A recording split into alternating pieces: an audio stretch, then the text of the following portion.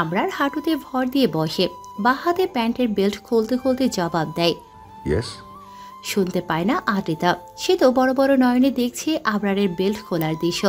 কেন খুলছে? মারবে নাকি তাকে? কি করছে সে? রাক্ষস বলতো তাই। শুকনো ঢোক গিলে আদ্রিতা ঠিকঠাক করে বসতে নেয়, তখনই আবরার তার হাত দুটো ধরে ফেলে এবং খুবই যত্ন সহকারে দুহাত বাঁধতে শুরু করে বেল্ট দ্বারা। কি করছেন? বাঁধছেন কেন? অসহায় স্বরে শোধায়।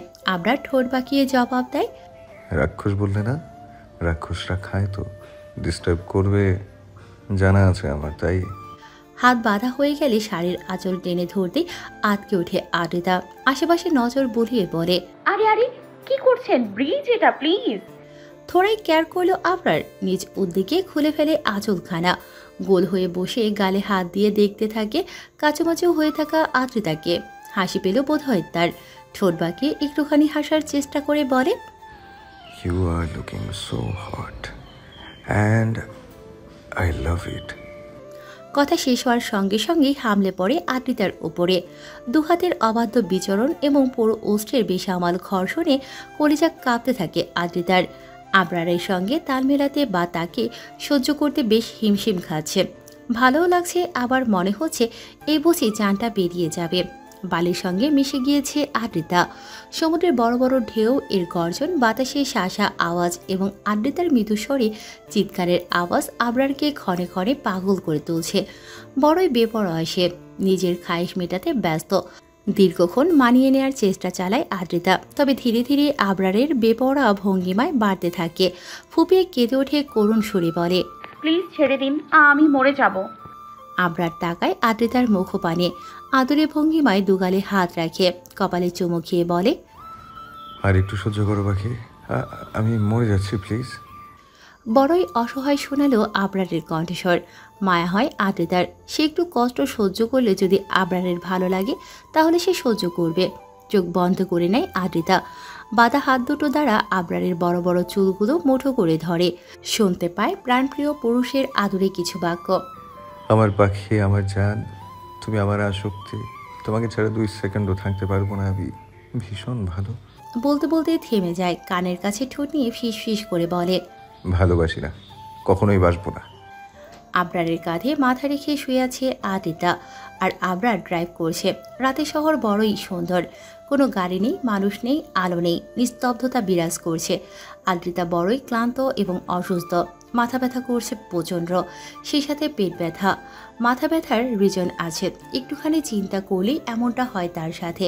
আর এই মুহূর্তে প্রচণ্ড চিন্তায় রয়েছে, এরপর কি হবে, ওদের ভবিষ্যৎ কি। আবরার তাসনিনের সঙ্গে সারা জীবন থাকতে পারবে সে? রাখবে তাকে, নাকি নেশা কেটে গেলে ছুঁড়ে ফেলে দেবে? মনের মধ্যে প্রশ্নখানা উকি দিতেই কলিজা কেঁপে ওঠে আদ্রিতার। আঁকি পল্লবে অশ্রুকণারা ভিড় জমাতে চায়, তবে আদ্রিতা বড় কৌশলে অশ্রুকণাগুলোকে লুকিয়ে ফেলে। মাথা তুলে তাকায় আবরারের মুখপানে। ডান গালে আঁচড় লেগেছে, ফর্সা গালে আঁচড়ের দাগ স্পষ্ট বোঝা যাচ্ছে। এই আঁচড় আদ্রিতার থেকেই প্রাপ্ত। ঘনিষ্ঠ মুহূর্তে কোনোভাবে লেগে গেছে। নিজের নখের পানে নজর বোলায় আদ্রিতা। ধবধবে সাদা রঙের বিশাল বড় সাইজের নখ। এগুলো কি কেটে ফেলা উচিত? একদম না। আবরারও তাকে ভীষণ ব্যথা দিয়েছে, এইটুকু ব্যথা তার প্রাপ্য। এরপর কি হবে? আমরা কি করব? আবরারের মুখপানে তাকিয়ে প্রশ্ন করে আদ্রিতা। জবাবের আশায় একটুখানি কাছাকাছি ঘেঁষে বসে। সেকেন্ড পেরিয়ে মিনিট পেরোয়, কিন্তু জবাব আসে না। যেন আবরার শুনতেই পেল না। আদ্রিতা পুনরায় বলে, আবরার, আমি ভাবছিলাম এবার আমরা বাংলাদেশে ফিরে যাই, সেখানে ছোট্ট একটা বাড়ি বানাবো। আমি, আপনি, মা, এনি, সিয়াম ভাই, আমান ভাই, আহাদ ভাই আর ইভান ভাই মিলে সেখানে থাকবো। আমাদের বড়সড় একটা সংসার হবে। ভাইয়াদের বিয়ে করাবো। আমার যা হবে সব যারা মিলে কাজ করব। হ্যাপি ফ্যামিলি হবে, বলুন আপনার। খুশিতে গদগদ হয়ে বলে আদ্রিতা। তার চোখ মুখ উজ্জ্বল হয়ে ওঠে। সেই উজ্জ্বলতা আবরারের নজরে পড়ে না, কেননা পাশ ফিরে আদ্রিতার পানে তাকানোর সময় বোধ হয় তার নেই। তবে থেমে নেই আদ্রিতা। মাকে কিভাবে বলবে তার সম্পর্কের কথা? সিয়াম ভাইকে কেমন মেয়ে বিয়ে করাবে? আবল তাবল অনেক কথাই বলে চলেছে। আদ্রিতার বকবকের মাঝেই শুনতে পায় আবরার তাসনিন এর গম্ভীর কণ্ঠস্বর। You will go to Bangladesh tomorrow. Adrita কপাল কুঁচকে তাকায় আবরারের মুখপানে। পর মুহূর্তেই খুশি হয়ে বলে, সত্যি আপনি আমাকে এত ভালোবাসেন? আবরার বিরক্ত হয়, চোখ মুখ কুঁচকে বলে, সারা আদ্রিতা, তুমি একা যাচ্ছ। কিন্তু কেন? আমি একা যাব না। গেলে দুজন একসাথে যাব, না গেলে যাবই না। এখানেই থাকবো, ব্যাস। নাছর বান্দা স্বরে জবাব দেয় আদ্রিতা। আবরার আর কিছু বলে না। তারই মধ্যে হোটেলে পৌঁছে যায়। পার্কিং এরিয়ায় গাড়ি পার্ক করিয়ে গাড়ি থেকে নামে। তারপর আদ্রিতাকে নামায় এবং কুলে তুলে নেয়। চমকায় আদ্রিতা। আবরারের গলা জড়িয়ে ধরে চাপা স্বরে বলে, কি করছেন? সবাই দেখে ফেলবে। Who cares? আদ্রিতা ভেঙচি কাটে বিড়বিড় করে বলে, তা কেয়ার করবেন কেন? লজ্জা শরমের বেলায় আপনার কোনো কেয়ার নেই। হাতি কোথাকার। আই উইশ আল্লাহ ওনাকে একটু লজ্জা শরম দিত, আর আমি বেঁচে যেতাম। আবরার আদ্রিতার নাকে চুমু খায় এবং বলে, আল্লাহ লজ্জা শরম আমাকে দিবেও না, তুমি বাঁচবে না। রোমে এসে আদ্রিতাকে নামিয়ে দেয় আবরার। বালুতে সারা শরীর মাখামাখি। মনে হচ্ছে বালুর মধ্যে গোসল সেরে এসেছে। অ্যানি ঘুমোয়নি। আদ্রিতার আওয়াজ পেয়ে মিউ মিউ আওয়াজ তুলে দৌড়ে চলে আসে। তবে আদ্রিতা কোলে নেওয়ার আগেই আবরার কোলে নেয়। বুকের সাথে মিশিয়ে কয়েক পল তাকিয়ে থাকে। আশ্চর্য বনে যায় আদ্রিতা। অ্যানি কুটুর কুটুর নয়নে তাকিয়ে আছে আবরারের মুখপানে। মনে মনে যেন বলছে, আরে আব্বু, তুমি কোলে নিয়েছো আমায়, আমি যে কত খুশি। আবরার অ্যানিকে নিয়ে কক্ষ থেকে বেরিয়ে যেতে যেতে বলে, কুইকলি শাওয়ার নাও, I will be there in 5 minutes. বাইরে থেকে দরজা লক করে দিয়ে চলে যায়। সিয়ামদের কক্ষের সামনে দুবার টোকা দেয়। সঙ্গে সঙ্গে দরজা খুলে সিয়াম। বড়ই শোচনীয় অবস্থা তার। পরনে শুধু শর্ট প্যান্ট। হামি তুলছিল, কিন্তু আবরারের কোলে অ্যানিকে দেখে হামি আটকে যায়। ছো মেরে নিয়ে নেয় বিড়ালখানা। বুকের সাথে জাপটে ধরে বলে, আমার বোনও শোনা মোনা, তোকে একটা চুমু খাই। আমার পেছন থেকে সিয়ামের মাথায় গাঁটটা মেরে বলে, ও তোর বোন হলো কেমনে? যেমন আদ্রিতা আমাদের মা হলো। চুপসে যায় আমানের মুখখানা। দুঃখের মুহূর্ত স্মরণ হয়। আবরার বড় বড় পা ফেলে টি টেবিলের উপর থাকা ল্যাপটপ হাতে তুলে নেয়। বলে, তোরা এভাবেই ঘুমাচ্ছিলি? আহাদ বলে, তো কিভাবে ঘুমাবো ভাই, নাইটি পরে? আবরার ঠোঁট বাঁকায়। দু আঙুল ল্যাপটপের কিবোর্ডে চালাতে চালাতে বলে, টনি ক্যামেরা ফিট করেছিল, তোদের ঘুমানোর স্টাইল দেখে দিয়েছে। চোখ দুটো বড় বড় হয়ে যায় ওদের। আবরারের পাশে চলে আসে। ল্যাপটপের স্ক্রিনে দৃষ্টি ফেলতেই হেসে ওঠে সবাই। ইভান বলে, শালা রিভেঞ্জ নিতে ওয়াশরুমে ক্যামেরা ফিট করছিস? আবরার জবাব দেয় না। ল্যাপটপ ওদের হাতে দিয়ে একটু দূরে সরে আসে। পকেট থেকে ফোন বের করে কল লাগায় টনির নাম্বারে। টনি ধূমপান করছিল আপন মনে। হঠাৎ ফোন বেজে ওঠায় কিছুটা চিন্তিত হয়। পার্সোনাল ফোন নাম্বার বউ এবং ভাই ছাড়া কেউ জানে না। আর তারা এত রাতে কল করবে না। তাহলে কে কল করল? ফোনখানা হাতে নিয়ে স্ক্রিনে তাকায় আননোন নাম্বার। কৌতূহল বশত রিসিভ করে। কানে ঠেকাতেই ভেসে আসে পরিচিত কণ্ঠস্বর। মিস্টার টনি হোয়াটসঅ্যাপে ভিডিও পাঠিয়েছে, দেখুন। বলেই কল কাটে। চিন্তিত টনি অতি দ্রুত নেট কানেক্ট করে হোয়াটসঅ্যাপে ঢোকে। দেখতে পায় কিছুক্ষণ আগে ওয়াশরুমে কী কী করছিল সবই স্পষ্ট দেখা যাচ্ছে। ওই তো কোমরে বসে গান গাচ্ছিল। গোসলের সময় আয়নার সামনে দাঁড়িয়ে ঘাম ছুটে যায় টনির। দ্বিতীয় ভিডিওটা প্লে করে। সেখানে তার বউয়ের গোসলের দৃশ্য দেখা যাচ্ছে। হাত ফসকে ফোন পড়ে যায়। উত্তেজনায় হাত কাঁপছে। শুকনো ঢোক গিলে ফোনখানা তুলে নেয়। ভিডিও অফ করে কল লাগায় আবরার তাসদিনকে। এবার রিসিভ করে সিয়াম এবং বলে, ওরে শালার পুত সম্বন্ধে এসব তো কিছুই না। তোর টুনটুনের সাইজ জেনে গেছে। পেছনে লাগলে ভাইরাল করে দেব। ব্রেকিং নিউজ কি দেব আপাতত ভাবছি। ঘুমা শালা, নাহলে কলিকাতা হারবল খেয়ে টুনটুনে বড় কর। কল কেটে দেয় সিয়াম এবং পরপরই ফোন বন্ধ করে ফেলে। এখন সাদা কল করতে করতে মরুক। আবরার বাঁকা হাসে সিয়ামের কোল থেকে অ্যানিকে নিয়ে।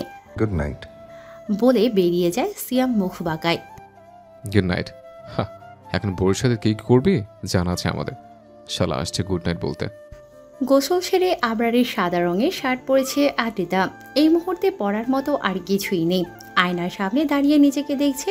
শার্টটা হাঁটুর একটু উপর পর্যন্ত হয়েছে। বুকের কাছে দুটো বোতাম খুলে দিয়েছে এবং হাতা গুটিয়ে নিয়েছে। দেখতে বেশ হট হট লাগছে। ভাবতেই মুচকি হাসে আদ্রিতা। দুই হাতে মুখ ঢেকে ফেলে। তখনই উপস্থিত হয় আবরার। আদ্রিতার এই রূপ দেখে শুকনো ঢোক গিলে অ্যানিকে কোল থেকে নামিয়ে বলে, আর একবার তোমার মাঝে ডুবে যেতে দেবে? গড প্রমিস, আজকের মতো এটাই লাস্ট। আর একবার কাদাই তোমায় প্লিজ। আবরার তাসনিন বরাবরই গম্ভীর এবং রকচটা মানুষ, যার গম্ভীরতায় সকলেই তাকে ভয় পায়। তাকে কখনোই দুর্বল হতে দেখা যায়নি, বা কখনোই নিজের গম্ভীরতা দমিয়ে স্বাভাবিক ভঙ্গিমায় হয়তো কেউ দেখেনি। সবার ধারণা আবরার তাসনিন এর কোনো দুর্বলতা নেই, সে সবার থেকে আলাদা, রক্তে মাংসে গড়া মানুষ, তবে হৃদয়হীন। ভালোবাসা কিংবা দুর্বলতার কোনো স্থান নেই তার মনে।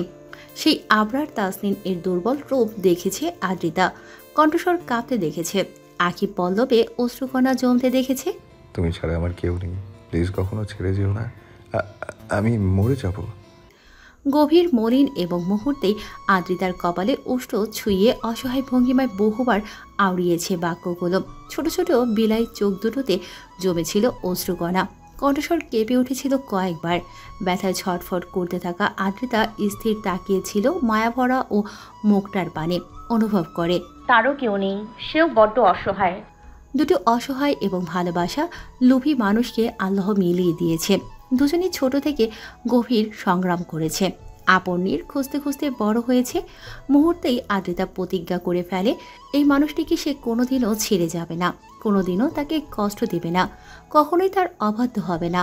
যখন যেটা বলবে তখন সেটাই শুনবে, রেগে গিয়ে যদি মেরে ফেলে মরবে, তবুও পিছু ছাড়বে না। আদ্রিতার চোখের কর্নিশ বেয়ে দুফোঁটা অশ্রু গড়িয়ে পড়ে। আবরারের ঘর্মাত্মক মুখশ্রীর পানে তাকায়, পরপর গোটা শরীরে নজর বোলায়। লজ্জায় কান গরম হয়ে ওঠে মুহূর্তেই, চোখ মুখ খিচিয়ে বন্ধ করে নেয়। ইস, এই লোকটার এই রূপ আদ্রিতা ছাড়া অন্য কেউ দেখেনি। অন্তরঙ্গ মুহূর্তেই সেই কণ্ঠস্বর, সেই আকুল আবেদন, উইদাউট ড্রেস আপ, সব মিলিয়ে ভয়ঙ্কর দেখায় আবরারকে। সেই ভয়ঙ্কর রূপের সঙ্গে শুধু এবং শুধুমাত্র আদ্রিতা পরিচিত, আর কেউ নয়। ভাবতে ভাবতে আবরার এর প্রশস্ত পিঠে হাত রাখে, একটুখানি মাথা তুলে আবরারের কানের কাছে ঠোঁট নিয়ে ফিসফিস করে বলে, শুনুন আবরার তাসনিন, আমি আপনাকে কোনোদিনও ছেড়ে যাব না, এই যে ছুঁয়ে কথা দিলাম। ড্রিম লাইটের নীল আলোতে স্পষ্ট দেখা যায় আবরারের মুখখানা, ঘন দাড়িতে মাঝখানে থাকা গোলাপি অধরে হাসি, ধবধবে সাদা দাঁতগুলো দৃশ্যমান। আদ্রিতার আঁখি পল্লব বড় বড় হয়ে যায়, দুই ঠোঁট ফাঁক হয়। অবাক নয়নে দেখতে থাকে আবরার তাসনিন এর হাসি মাখা মুখখানা।